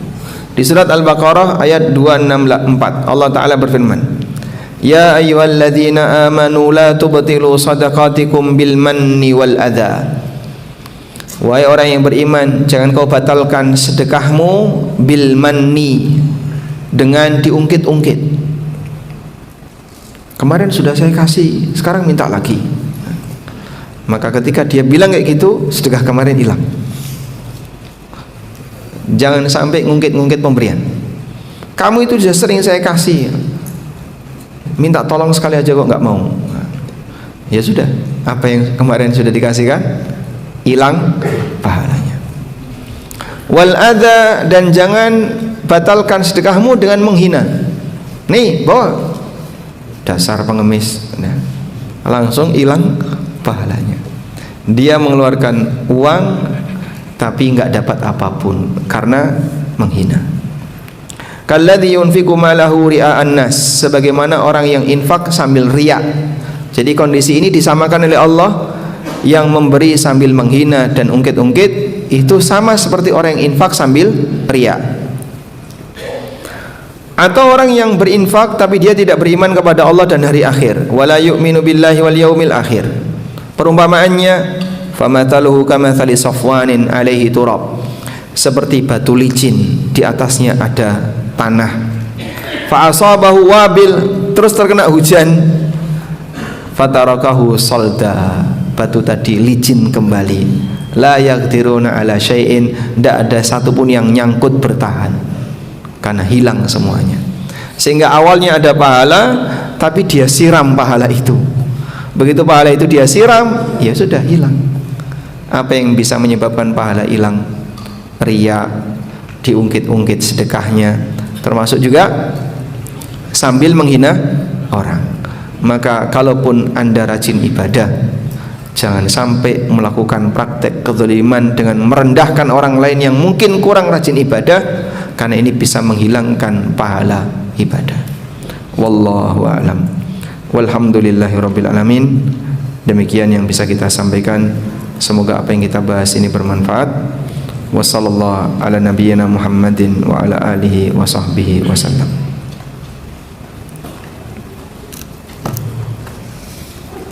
Ada beberapa pertanyaan melalui kertas.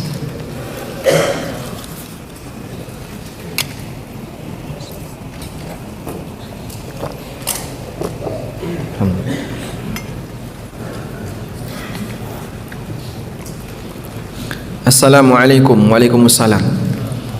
Bagaimana jika seseorang tidak ridha dengan musibah yang diterima, namun saat sudah mengetahui dia menyesal? Apa yang harus dia lakukan? Jika dia tobat menghilangkan dosanya, tapi apakah pahala dari musibah itu muncul? Wallahu a'lam.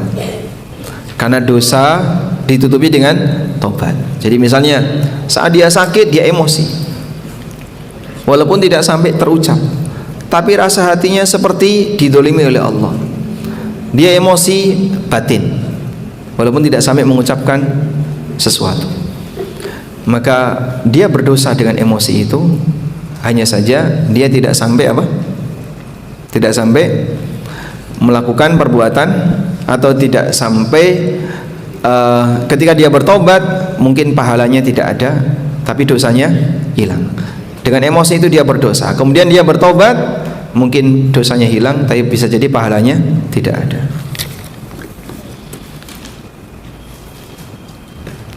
Apa yang membedakan antara musibah sebagai ujian atau sebagai azab? Ataukah semua musibah yang menimpa manusia adalah ujian? Musibah yang menimpa hamba bisa berfungsi sebagai ujian dan bisa berfungsi sebagai azab, tergantung penerimanya.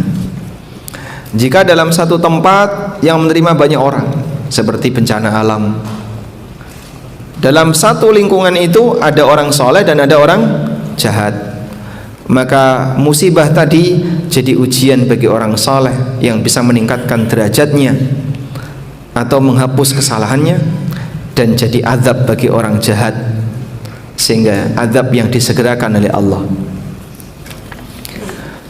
Dan itu berlaku untuk semua musibah. Maka musibah yang dialami oleh hamba bisa berfungsi ganda, tergantung siapa penerimanya.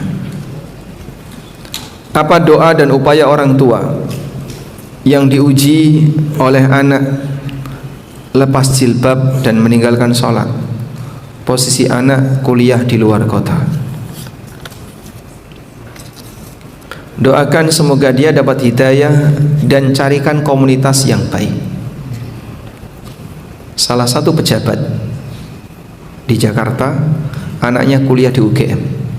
Dia itu sampai ke Jogja, di UGM. Dia sampai ke Jogja, terus mengarahkan anaknya, dibawa ke sebuah forum pengajian.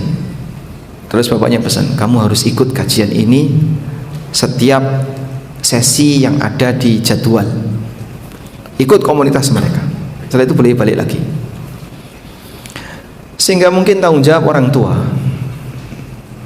ketika anaknya sudah di usia kuliah dan seterusnya, orang tua tidak boleh lepas untuk memberikan pengawasan. Dia tidak sedang mondok, tidak diawasi oleh musyrif dan musyrifah, maka berikutnya orang tua yang harus memaksimalkan diri di situ. Ibunya mungkin menyusul ke sana, temani anakmu, kau harus sholat, dipantau sholatnya, diwajibkan untuk pakai jilbab, diajak ke komunitas orang-orang baik, wanita-wanita yang baik, agar nanti dia bisa diawasi oleh temannya. Karena ini kalau sudah sampai kebablasan bisa jadi lebih parah dibandingkan untuk saat ketika dia masih di awal-awal kuliah. Wallahu a'lam. Seorang istri pingsan pada saat suaminya meninggal.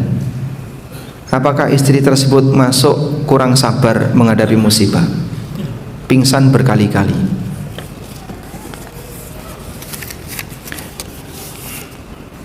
Pengaruh perasaan terkadang membuat fisik jadi lemah karena kesedihan yang dialami.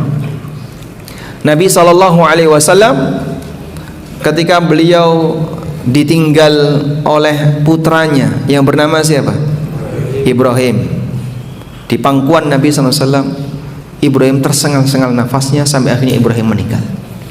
Nabi SAW menangis. Maka para sahabat terheran, ya Rasulullah, tabki, Anda nangis? Mereka merasa heran, masa seorang nabi nangis ditinggal anaknya? Lalu beliau mengatakan, innaha rahmah. Ini sebagai konsekuensi dari rasa kasih sayang. Orang karena senang dengan anaknya, cinta dengan anaknya, maka dia nangis ketika anaknya mati. Apalagi ketika anaknya masih kecil, masih bayi, usia 1 tahun. Ibrahim itu di usia kurang lebih 1 tahun, lucu-lucunya bayi, Pak, meninggal dunia. Lalu dalam keadaan itu Nabi SAW mengatakan, inna la nu'adzabu bihada wa inna ma nu'adzabu bihada. Kita tidak disiksa oleh Allah karena tangisan ini, tapi kita disiksa karena lisan. Sehingga yang nggak bisa menjaga lisan, inilah yang berbahaya. Maka seorang wanita yang ditinggal mati oleh suaminya karena cintanya yang besar, sehingga membuat dia sangat sedih. Lalu dalam kondisi dia sedih tadi, kalau hanya sebatas nangis sedih sampai pingsan, tidak masalah. Tapi kalau sampai bengak-bengok, meraung-raung, ini namanya niyaha. Niyaha atau meratapi mayit, hukumnya dosa besar. Bentuk niyaha, 1, nangis meraung-raung sampai gulung-gulung, sampai jambak-jambak rambut, itu niyaha, dan ini dosa besar. Orang jahiliyah dulu ketika mereka ditinggal suaminya, sampai narik-narik bajunya sehingga sobek, sehingga kancingnya brodol. Ada yang jambak-jambak rambut, ada yang membenturkan kepalanya di tembok sebagai apa? Luapan kesedihan. Ada yang nangis gulung-gulung. Itu jangan dibiarkan, Pak. Itu dosa besar. Maka kalau ada orang yang dia ditinggal oleh siapapun, lalu tangisannya sampai teriak-teriak, dia harus diminta diam, nggak boleh dibiarkan. Tapi kasihan, Pak, dia mungkin sedang meluapkan kesedihannya. Oh, jangan dibiarkan, itu dosa besar. Nanti jadi musibah yang kedua. Ya. Kemudian bentuk niyaha adalah memuji-muji mayit dengan pujian yang berlebihan. Sehingga ada orang yang ketika menangisi mayit, kemudian dia memuji mayit berlebihan. Itu termasuk diantara bentuk meratapi mayit. Hukumnya dosa besar. Nah, selama istri yang ditinggal oleh suaminya mati, dia tidak melakukan 2 hal ini, insya Allah masih bisa disebut bertahan sabar, walaupun kadang sedih terus pingsan, sedih pingsan, ya. Karena pingsan itu di luar kendali fisik, ya. Terkadang tiba-tiba lemas terus pingsan. Dulu sebagian sahabat ketika mendengar berita Nabi SAW wafat, mereka itu seperti lumpuh, jadi langsung ambruk, nggak bisa bangun, saking sedihnya. Tapi ada yang lebih kuat mentalnya, seperti Abu Bakar As-Siddiq. Beliau sedih, sehingga saat beliau memeriksa jasad Nabi SAW, Abu Bakar mengatakan, la yajtami'ani fika mautatan. Engkau tidak mungkin mati 2 kali. Ya sudah, Anda sudah meninggal, selesai. Dan tidak mungkin nanti hidup lagi terus mati lagi. Maka Abu Bakar kemudian ceramah di depan para sahabat. Ditunggu apa yang akan disampaikan oleh Abu Bakar, karena Umar mengancam, siapa yang bilang Muhammad mati akan saya pukul dia. Tapi Abu Bakar menenangkan Umar. Ijlis ya Umar, kamu duduk sekarang. Sekarang Abu Bakar yang bicara. Lalu beliau mengatakan, man ya'budullaha fa innallaha hayyun la yamut. Siapa yang menyembah Allah, sesungguhnya Allah Maha hidup, tidak akan mati. Wa may ya'budu Muhammadan fa inna Muhammadan qad mat. Dan siapa yang menyembah Muhammad, siapa yang menyembah Muhammad, sesungguhnya Muhammad sudah mati. Wa ma Muhammadun illa rasul qad khalat min qablihi rusul. Muhammad itu tidak lain hanyalah utusan Allah, dan sebelumnya sudah ada banyak utusan Allah. Afa immata au qutilan qalabtum ala aqabikum. Apakah kalau beliau mati atau beliau terbunuh kau akan murtad? Dan dulu para nabi sudah mati, maka Nabi Muhammad SAW juga bisa mati sebagaimana para nabi sebelumnya. Assalamualaikum. Waalaikumsalam. Bagaimana kedudukan hamba yang lama sakit malah tidak melakukan sholat, walaupun sudah diwudukan karena sudah di tempat tidur saja, tapi ada saja alasannya? Bagaimana kaidah-kaidah bahwasanya sakitnya menghapus dosa-dosanya?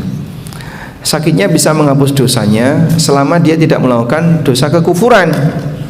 Dan meninggalkan sholat itu dosa kekufuran, sebagaimana yang disabdakan Rasulullah sallallahu alaihi wasallam, al-ahdul ladzi bainana wa bainahum as-salah. Perjanjian antara kita dan mereka batasnya adalah salat. Faman tarakaha faqad kafar. Barang siapa yang enggak salat kafir. Umar bin Khattab radhiyallahu anhu, setelah beliau ditusuk sehingga ususnya robek, dibawa pulang ke rumah, dikasih minum susu, keluar susu itu dari ususnya, keluar dari perutnya yang robek tadi. Lalu beliau pingsan. Setelah siuman, beliau tanya, asallan nas, apa sudah pada sholat? Karena beliau tadi pingsan ketika kapan? Ngimami sholat subuh. Lalu mereka menjawab, sudah sholat. Nah, di saat itulah Umar mengatakan, la hadza fil Islam man tarakas salat. Seseorang tidak mendapatkan jatah dalam Islam, maksudnya dia bukan muslim apabila dia meninggalkan salat. Dalam keadaan itu beliau tetap salat, sehingga darah mengucur dari perutnya, ususnya sobek, makanan apapun dimasukkan keluar dari ususnya. Umar radhiyallahu anhu tetap peduli salat selama 3 hari pasca peristiwa beliau ditusuk radhiyallahu anhu arda. Maka yang sakit kalau sampai nggak mau salat, ada aja alasannya, berarti kan akalnya berfungsi, Pak. Makanya dia beralasan. Andai kan orang ini hilang akal, selesai sudah. Tapi kalau masih beralasan, aku najis, aku ini, nggak apa-apa, salat dalam kondisi najis. Aku nggak bisa menghadap kiblat, nggak apa-apa. Pakaianku najis, nggak apa-apa. Jadi jawabannya nggak apa-apa. Ya. Dengan dia diberitahu doktrin seperti, yang penting pokoknya kamu sholat sebisanya. Insya Allah mudah-mudahan tobat di akhir hayat beliau, di detik-detik terakhir, kalau sudah diingatkan untuk jaga sholat, menghapus kesalahan sebelumnya.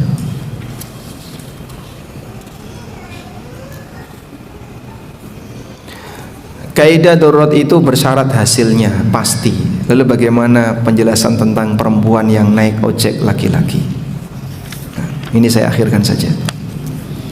Assalamualaikum. Waalaikumsalam. Apabila kami mendapatkan anak-anak kami nakal, tidak mau dengar orang tua, padahal kami merasa sudah sedemikian baik mengarahkan dan mendidik hingga mengalami keburukan, apakah itu sebagai ujian atau musibah bagi kami?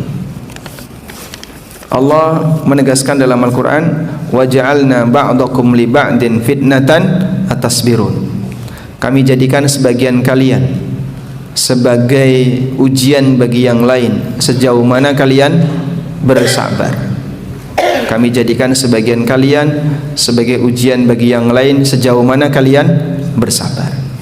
Sehingga orang tua jadi ujian bagi anak, anak jadi ujian bagi orang tua, suami ujian bagi istri, istri ujian bagi suami, dan demikianlah hidup. Gesekan antar sama manusia disebut oleh Allah sebagai ujian. Selanjutnya, para nabi diuji oleh Allah dengan anggota keluarganya. Nabi Ibrahim diuji oleh Allah dengan bapaknya. Nabi Nuh diuji oleh Allah dengan anak dan istrinya. Nabi Lot diuji oleh Allah dengan istrinya. Nabi Yakub diuji oleh Allah dengan anak-anaknya yang nakal, walaupun tidak sampai beda agama dengan bapaknya. Sehingga ada para nabi yang diuji oleh Allah dengan anggota keluarganya, dan itu tidak ujian yang ringan, sampai pada titik mereka harus berpisah. Nabi Ibrahim itu pembelaannya kepada bapaknya luar biasa. Pembelaannya sampai mana, Pak? Sampai akhirat.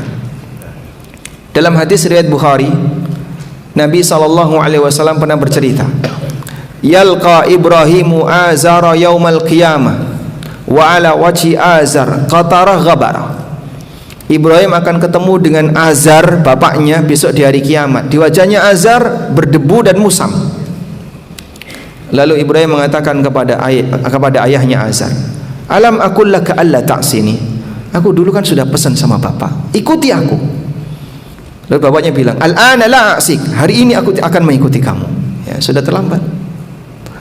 Lalu Ibrahim mengatakan kepada Allah, qala ya Rabbi alaysa qad wa'adtani alla tukhzini yauma yub'atsun.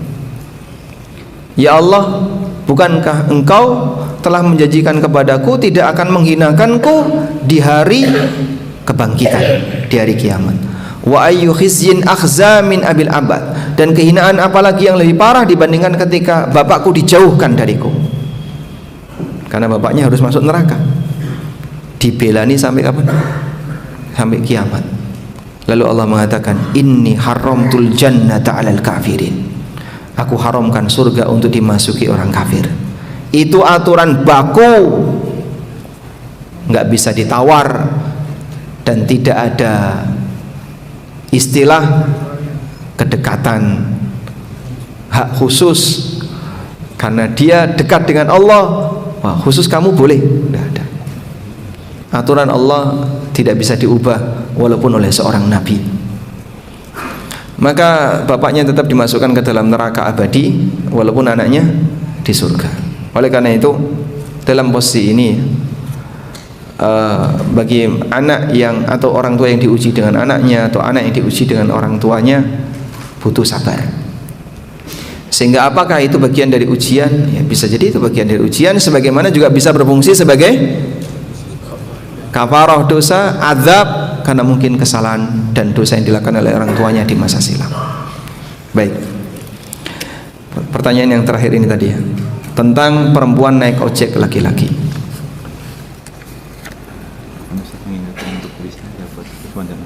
Baik, insya Allah. Pertama saya mohon ini jangan dipotong videonya, karena kemarin sempat viral karena video itu dipotong. Saya dapat pertanyaan ini di Surabaya. Seorang ibu usia 60 tahun.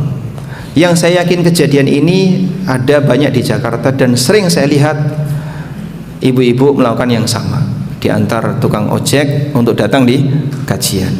Apapun latar belakangnya saya nggak tahu. Tapi di Surabaya beliau ngaku, saya nggak punya keluarga yang bisa ngantar, sehingga untuk bisa hadir di pengajian saya hanya bisa naik ojek. Di Jakarta juga banyak yang kajian naik ojek. Baik. Terus bagaimana dengan yang seperti ini? Karena boncengan dengan lelaki yang bukan mahram.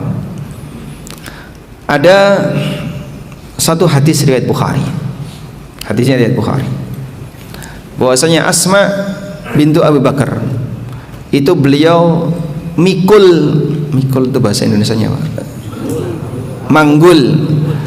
manggul biji-bijian dari kebunnya Zubair dibawa ke Madinah dengan jarak ya kurang lebih sekian kilo, 4 atau berapa kilo gitu ya, sekian farsah, sekitar anggaplah kurang lebih 4 kilo. Nah, saat Asma dalam kondisi itu, Nabi SAW bersama dengan rombongan naik tunggangan, naik onta. Lalu beliau menawarkan kepada Asma untuk ikut bonceng. Kemudian Asma teringat Zubair bin Awam yang pencemburu orangnya. Maka beliau nggak mau, merasa malu dan tidak mau. Akhirnya Nabi SAW melanjutkan perjalanan pulang. Ya, Asma jalan kaki. Sudah?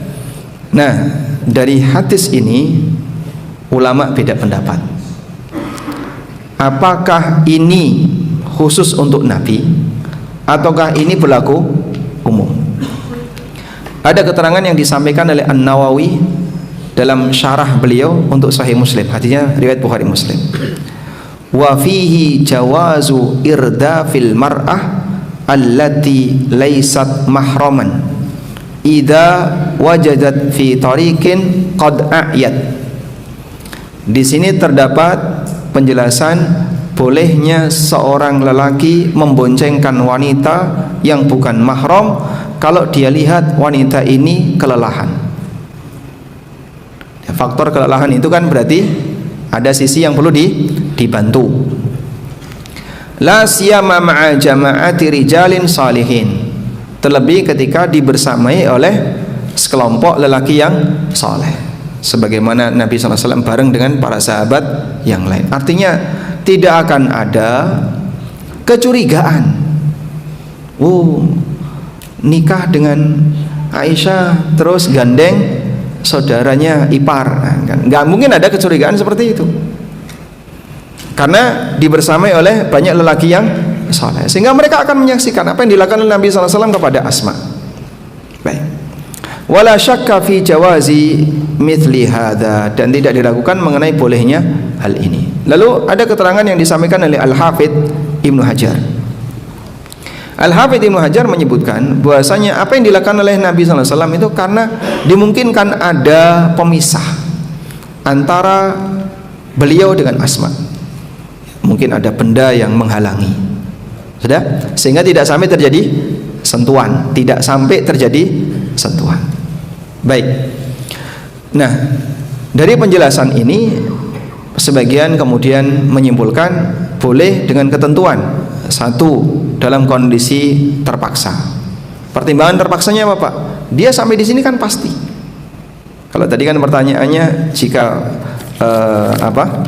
sesuatu darurat itu harus yang pasti, berarti apa hubungannya dengan boncengin ahwat yang naik gojek? Nah, pasti sampai, begitu kan? Sehingga dia bisa hadir dalam kegiatan kajian tadi. Yang kedua, apakah kemudian posisi ini atau syarat berikutnya dia harus ada penghalang sehingga tidak sampai mengalami sentuhan. Kemudian yang ketiga, ada kebutuhan mendesak di sana. Ada kebutuhan mendesak di sana. Dan bagian dari kebutuhan mendesak adalah ketika seseorang tidak ada yang ngantar satupun sementara dia sangat membutuhkannya. Baik. Yang kedua, ada juga yang berpendapat bahwa seperti ini tetap tidak boleh. Kasus wanita yang naik Grab, atau kok Grab di sana namanya Karim ya, kalau di Saudi. Jadi wanita naik taksi online di Saudi itu banyak, karena mereka tidak punya yang bisa ngantar. Sementara di sana kan wanita tidak boleh pakai motor dan hampir tidak ada kendaraan motor. Sampai tujuan ya gosong dalam cuaca yang sangat panas. Maka rata-rata mereka menggunakan kendaraan apa? Mobil. Nah, suaminya tidak ada mahram yang bisa mengantarkan. Maka mereka pakai taksi yang bisa mengantarkan. Kemudian muncul pembahasan, boleh enggak wanita itu naik taksi seperti ini? Ada khilaf di antara para ulama. Ada yang mengatakan tidak boleh karena madaratnya besar, dan ada yang mengatakan boleh dengan pertimbangan ada kebutuhan mendesak di sana. Pembahasan ini mirip seperti pembahasan itu. Hanya saja bedanya kalau motor berdekatan, kalau taksi ada jarak. Tapi secara prinsip sama-sama dalam satu kendaraan. Artinya ini tidak bisa disebut sebagai ikhtilat atau berkhalwat karena dilihat banyak orang. Terus Pak, kesimpulannya gimana? Karena masih di ranah khilaf. Kalaupun ada yang mengatakan seperti ini ditoleransi, Anda perlu memahami ini kajian pembahasan halal haram dunia fikih. Tidak ada kaitannya dengan manhaj atau akidah. Karena kita semuanya sepakat sentuhan lawan jenis terlarang. Makanya tadi ada beberapa ketentuan dan syarat yang menyampaikan seperti An-Nawawi rahimahullah, Al-Hafidz Ibnu Hajar, dan beberapa ulama yang lainnya. Walaupun dalam keterangan Al-Qadiyat beliau mengatakan wa hadza khasun lin Nabi sallallahu alaihi wasallam bi khilafi ghairihi. Ini khusus untuk Nabi sallallahu alaihi wasallam, berbeda dengan selain beliau. Ya. Faqad umirna bil mubaadah, karena kita diperintahkan untuk menjauhi, sehingga lelaki dan wanita harus di posisi berjauhan. Ini kalau alasannya Al-Qadiyat. Wallahu a'lam wa ala kullin. Intinya dalam hal ini masih dalam ranah perbedaan pendapat. Wallahu a'lam. Baik. Selanjutnya tugas dari panitia membagikan buku untukmu yang sedang sakit. Jamaah ada yang punya keluarga lagi sakit dan opnam. Siapa Pak? Angkat tangan. Bapak, sudah berapa lama opnam? Baru tadi ya, ada yang sudah lama opnam, ada yang lebih lama lagi. Nggak ada? Baik, hadiah untuk beliau. Semoga buku itu bermanfaat. Nah, saya kasih Bismillah. Buku ini yang terbaru ya. Bila Ku Mati. Insya Allah di pekan ini akan dibedah di Blok M. Dihadiahkan untuk jamaah yang pernah opnam. Pernah opnam. Mana lagi? Angkat tangan. Baik. Sekarang waktunya ya. Yang paling lama. Berapa lama, Pak? 2 bulan. Opnam 2 bulan. Ada yang lebih dari 2 bulan? Nah, pemenangnya 2 bulan. Opnam 2 bulan. Buku umur yang kedua. Nah, umur kedua untuk yang lanjut usia ini. Usia berapa tadi yang di ujung? Udah pulang ya? 70 ada berapa tadi? Di atas 70. 70 berapa, Pak? Di 3, 4. Berapa? 74, 73, ada lagi?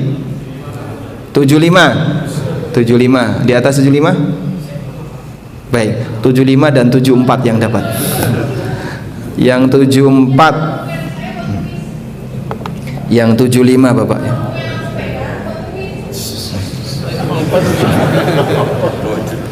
Ini Pak. 74 dan 75.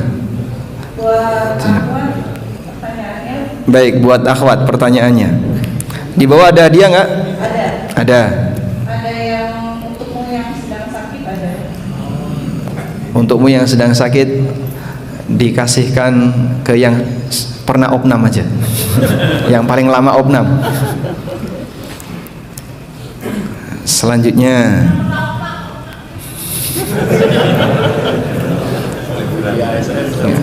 mikrofonnya dimatikan dulu ya. Pertanyaan berikutnya, pengantar ilmu waris. Baik. Jamaah yang sama sekali nggak dapat warisan dari orang tuanya. 1, 2, 3, oh banyak. Oh banyak ya. Banyak. Oh banyak. Gimana pertanyaannya? Baik, karena banyak berarti yang khusus yang nggak dapat warisan. Pertanyaannya, berapa jatah warisan ibu? Dapat warisan enggak? Ibu. Salah. 1/4 salah. 1/6 jika 1/6 jika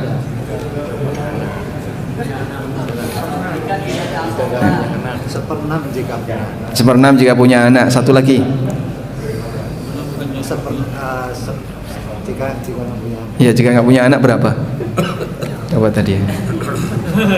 1/6 jika punya anak atau saudara. 1/3 kalau tidak ada anak dan 2 saudara.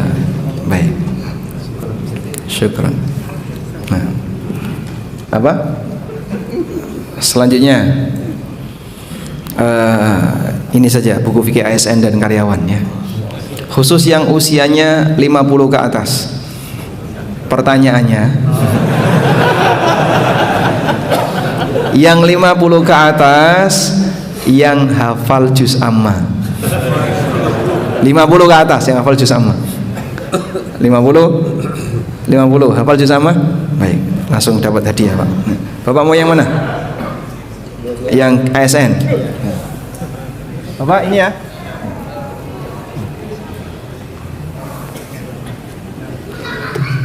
Berikutnya bagi-bagi hadiah.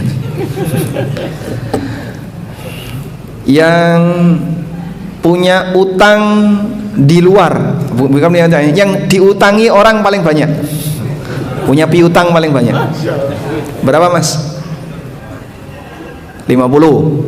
Bapak berapa, Pak? Lebih 1. Oh, udah. Wah, udah kalah dengan yang 1N. Langsung saya kasih 2 hadiah Pak. Kode etik dan pasar muslim. Masya Allah. 2 hadiah. Semoga jadi pelipur lara Pak. Piutang 1M. Ibu-ibu mau pertanyaan? Ibu-ibu mau pertanyaan? Pertanyaan, baik. Pertanyaan untuk dapat hadiah ya.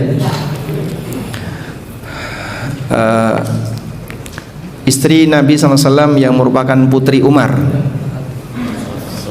Sebentar dulu, ini untuk ibu-ibu.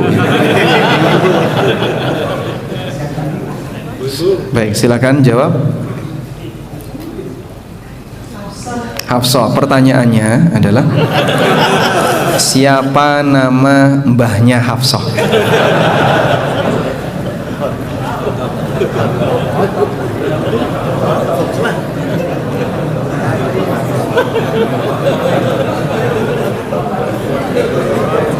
Siapa nama kakeknya Hafsah?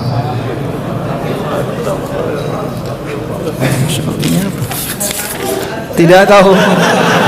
Ganti yang lain, ganti yang lain.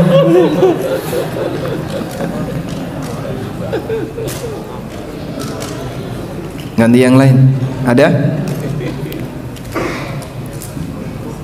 Assalamualaikum warahmatullahi wabarakatuh. Waalaikumsalam warahmatullahi wabarakatuh. Bapaknya Umar Khattab, jadi mbahnya Hafsah adalah Khattab. Masya Allah, betul sekali. Umar bin Khattab. Baik, ibu-ibu lagi ya. Nah, istri Nabi SAW yang dinikahi dalam kondisi gadis. Pertanyaannya belum.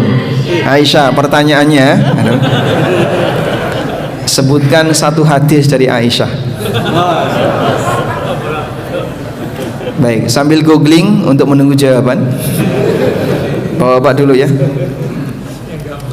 Sebutkan 2 manfaat bagi muslim ketika dapat musibah. Nah, 1 jadi kafarat dosa. Yang kedua menaikkan derajat. Alhamdulillah.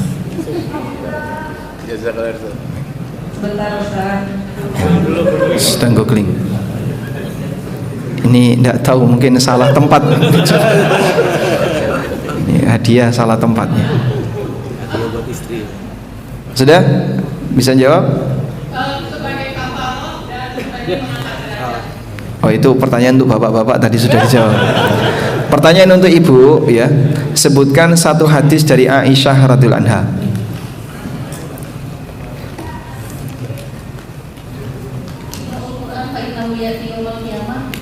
Ya. Gimana? Iqra'ul Qur'ana fa innahu ya'ti yaumal qiyamah syafi'an li ashabi. Betul itu dari Aisyah. Coba kita cek dulu ya. Iya, Google juga. Coba. Dari Abu Umamah Al-Bahili, bukan dari Aisyah. Cari hadis yang lain. Baik, untuk bapak-bapak, pertanyaan yang terakhir, hadiah terakhir. Apa makna kabad? Nah. Lelah. Lelah karena apa? Karena iya, lelah itu kecapean. Lelah itu karena apa?